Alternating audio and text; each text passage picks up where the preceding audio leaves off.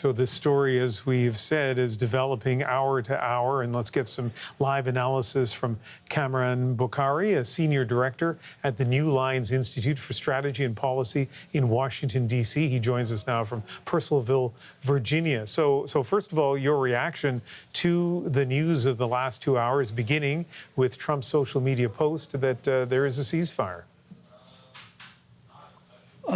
I have to say, Ian, I wasn't surprised, because if you look at the imperatives of the American president and you look at the imperatives of the Iranian regime, there was no way that either side could afford a long war. The Iranians have been battered by, 10 days of consistent Israeli airstrikes. Their Islamic Revolutionary Guards Corps leadership has been decimated. Their facilities have been either severely damaged or destroyed. And then, the United States struck on a Friday night, Saturday early morning. So if you look at all of that and you say, okay, how far can this go? Is Iran going to commit geopolitical suicide? No. And therefore, what is the option? The option is to find an off-ramp. And I think the performative retaliatory strikes against the U.S. airbase in Qatar, at that time really gave it away that this isn't going to go too far. So I think that would sum up my understanding of where things are. Is this a victory for Trump? For now, I mean, we just have to see that, how does this get operationalized? Because even as we speak, we still getting reports of, and the president said, look, they will continue to complete the missions that they've already, both sides, that they have in the works. So it's still fragile the shooting hasn't stopped. And then the big question is, how do we go from a cessation of hostilities to an actual deal that the president has been wanting even before Israel began its military campaign?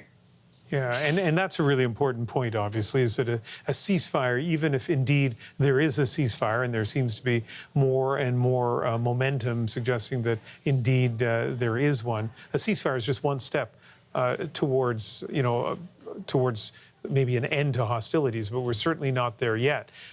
Presumably, but take us through this, what Israel wants, what Iran wants, and what the United States wants to end this conflict may be three different things. You're right, Ian. I think that it's clear the U.S. has gotten what it wants. The Iranian program has been neutralized for the time being. It will take a long time for it to be reconstituted. And so I think the U.S. goals have been largely met.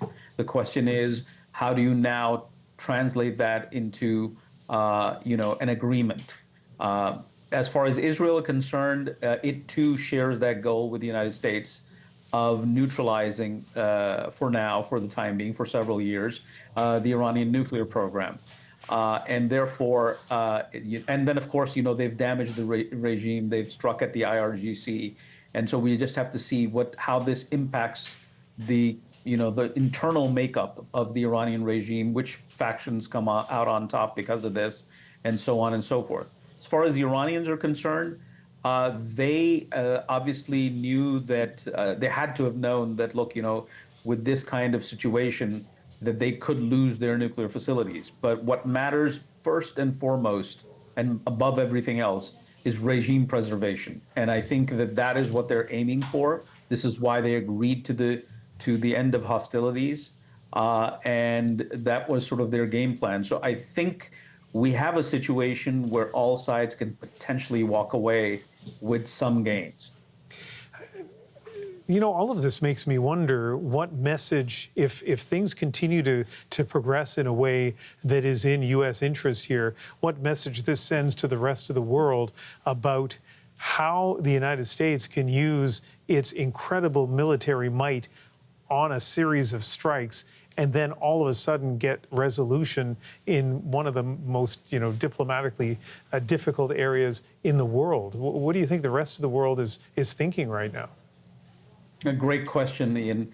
And I think that there is a message here to the Russians and the Chinese. To the Russians, It is a message that you can't use Iran as leverage against us, and you need to come to the table on Ukraine. You've been dragging your feet for quite a while, and I mean, at a time when U.S. strategic bombers made a 36-hour round trip flight from Missouri all the way to Iran and back. Recall that Russian strategic bombers were destroyed by Ukrainian, or a good chunk of them were destroyed by Ukrainian drones not too long ago. To the Chinese, the message is you cannot want an economic deal with us while at the same time threaten U.S. interest in the Western Pacific, whether it's Taiwan or the Philippines or Japan or that entire maritime space. It's sending a message that you need to be able to think this through before you become aggressive. Kamran, I really appreciate your analysis. Thank you so much. My pleasure. Kamran Bokhari is the Senior Director at the New Lines Institute for Strategy and Policy in Washington, D.C.